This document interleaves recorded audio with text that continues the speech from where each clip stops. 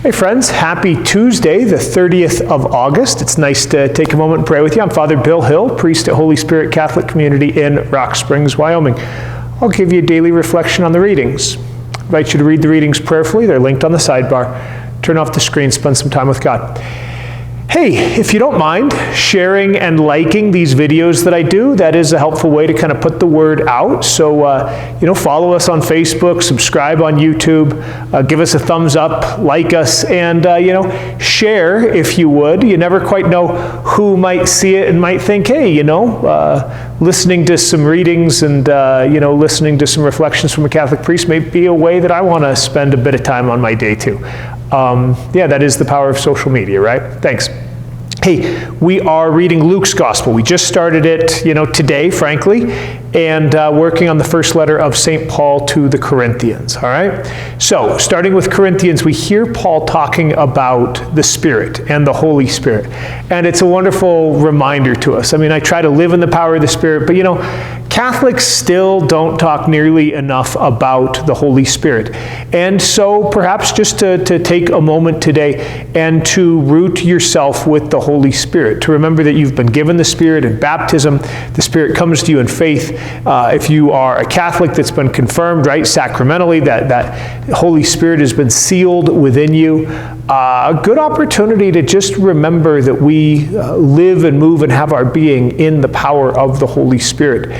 The word for spirit and wind and breath are the same in both Hebrew and in Greek. To be mindful that same breath that you take is the breath of Jesus Christ, that everything about you is rooted already in the gracious love of our God. To just ask more and more that we could live out of that place of love and acceptance and care, all that kind of stuff that we want to pay attention to. Pray for the Holy Spirit, right, to be with you and to guide you.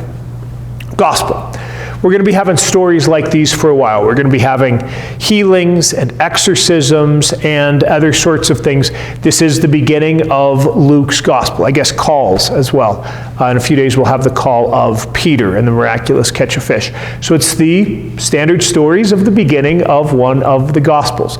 And we're going to be reading Luke until November, till the end of ordinary time.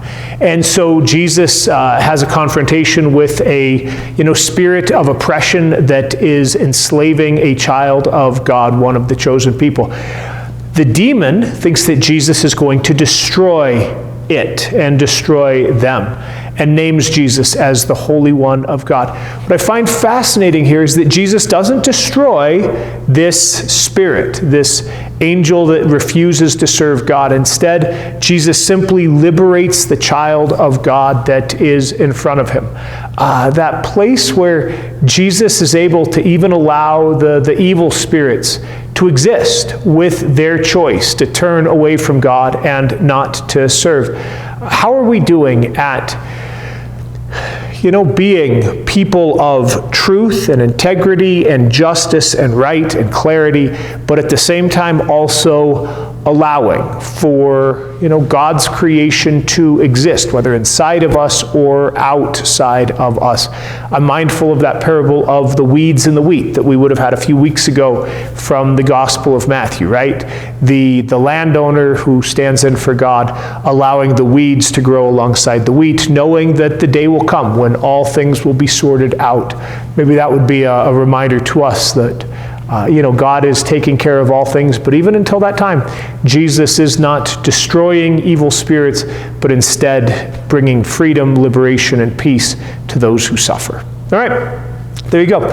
Read those readings prayerfully, spend some time with God before you move on to other things. Turn off that screen. Maybe that silence, that quiet, one of the best things you can do for yourself today. Happy Tuesday, friends. God bless.